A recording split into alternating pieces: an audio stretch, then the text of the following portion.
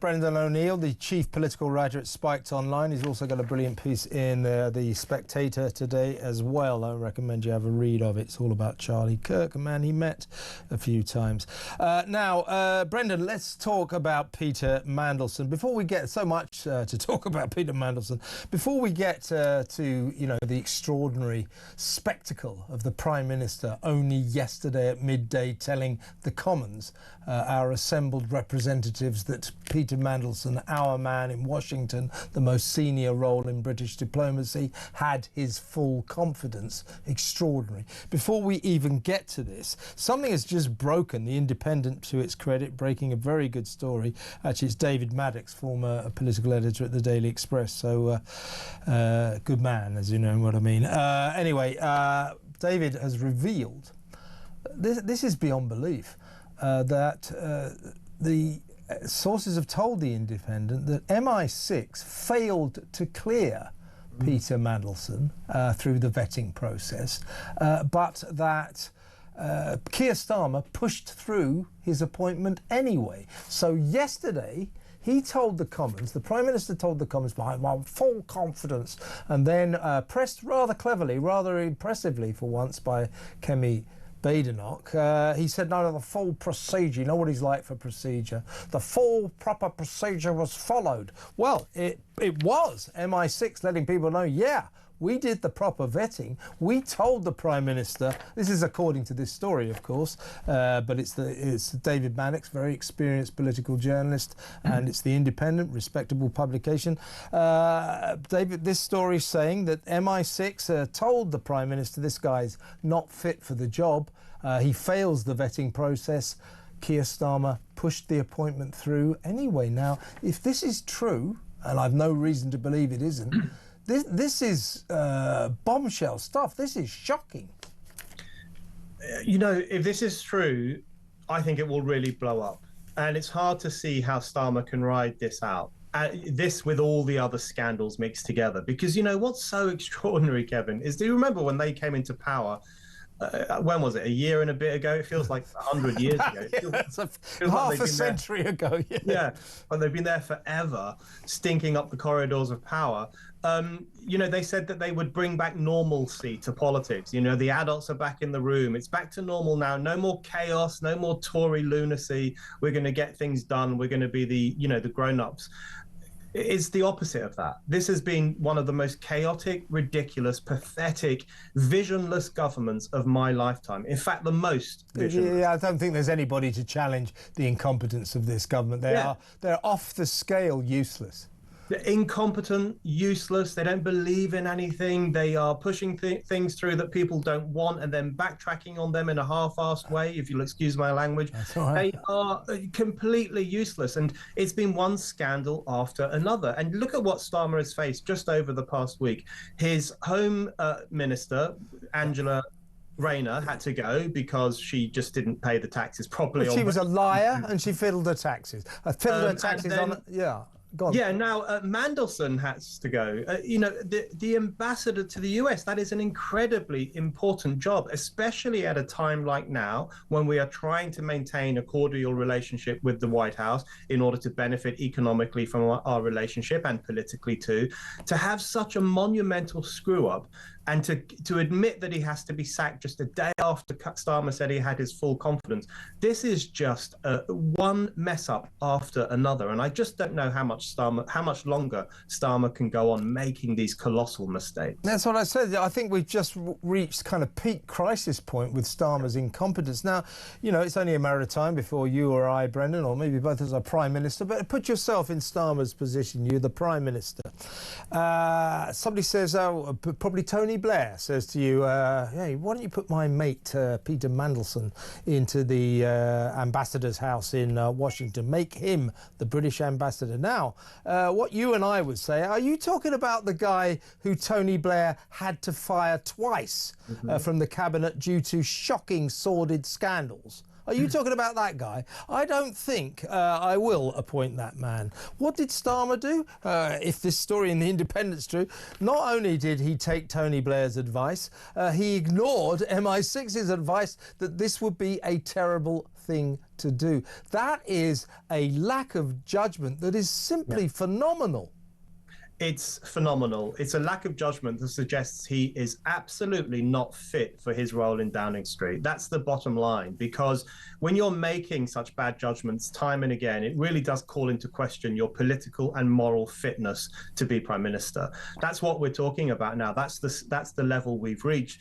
And, you know, I think Mandelson must know where the bodies are buried or something, because he is the comeback king. He's Mr. Teflon. The new Labour regime, you know, from Blair down to Starmer, the kind of technocratic wing of Labour, they seem to love him. They seem to worship him. They keep bringing him back on board. I wouldn't be surprised if he came back a fourth time. Oh, God, don't say that. In a few years' time. But, you know, the thing is, it really does sum up the kind of oligarchical nature of this Labour Party. You know, it's like an oligarchy. It's like a bunch of princes giving jobs to each other, you know, favors for their friends and the boys' club. That's not how a democratic party or a democratic government is supposed to operate. They're supposed to think about what is best for the country, what is best for the people, not what is best for their mates. So the whole thing stinks, and it calls into question, I think, not only Starmer's judgment, but the entire nature of the government that he's leading. Exactly right. Now, Peter Mandelson, right? You remember not so long ago Prince Andrew's fall from grace. The essence of his fall from grace was this, that he was a friend of Jeffrey Epstein, feasted on his generosity, of course, on his hospitality. In itself, not a great thing, but his real crime was Jeffrey Epstein in 2008 is convicted of soliciting a minor, a paedophile child sex offence. Prince Andrew kept up his friendship afterwards. That's why Prince Andrew fell from grace, and everybody went, what an oaf, what an idiot that man is, that prince is. The Prince of Darkness, as he likes to be called, Peter Mandelson, is actually, they always, the political, the body politic, the Westminster bubble gang, are fond of saying, Peter Mandelson's a brilliant man, very clever, brilliant man, brilliant man. I'm not questioning his intellect. But, as my mum always used to say, she said, the trouble with clever men is so many of them are stupid. And Peter Mandelson is stupid. He's stupid. It is an idiotic thing to do for a senior political figure to be friends with, you know, he always was a sucker for a rich man. Give that guy a nice flash place to stay in, give him a posh holiday, and he's in your pocket. But Peter Mandelson is bribable. That's the big problem.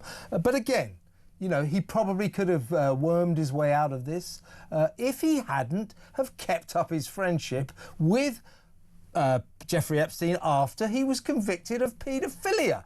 Not only did he keep up his friendship, he sent him notes saying, "I'm so sorry, oh, we still love you. You should use this moment as an opportunity." And he gave him legal advice on how to reduce his sentence, stayed in his house while Epstein was in jail. That is poor judgment on an epic level, isn't it?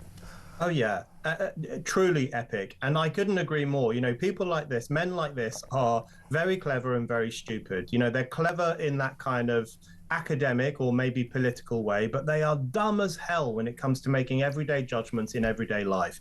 One of which should have been, it's not a good idea to keep hanging around this rich pervert who's been done for soliciting sexual relations with a child. Just don't hang around with that person anymore. Most normal people would make that judgment, but you would especially make that judgment if you're involved in politics, if you're close to the British government, if you're close to Blair and now to Starmer. You would think to yourself, I've got to keep my nose clean. But he doesn't think like that, it seems. Mandelson seems to think, where can I benefit from? Who can I rub shoulders with? You know, who will grease my palm or who will do me favors? He thinks in that very slippery way, and it's got him into trouble. But, you know, the bigger story here, I think, is that this is a party, the Labour Party, doesn't care about women and girls who get abused by dangerous men. We know that from the grooming gang scandal. They turned a blind eye to it for years. They're all rolling their eyes at the very prospect of having a national inquiry. Jess Phillips, Keir Starmer, they can't believe that the plebs are demanding an inquiry into this scandal.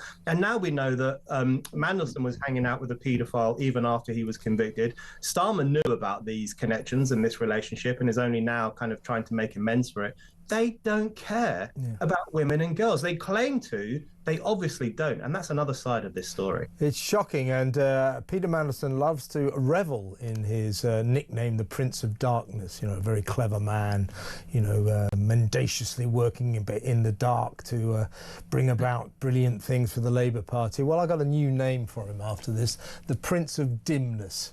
He's an idiot. He's an idiot. And Keir Starmer is an idiot for letting that guy become the ambassador to America. And as we said at the beginning of this conversation, Brendan, if this story in The Independent is true, that Keir Starmer overrode the recommendation of MI6 that he did not appoint, he should not appoint Mandelson to the ambassadorial role in America. If that is true, I think Keir Starmer could be in almost terminal trouble here. Do you think?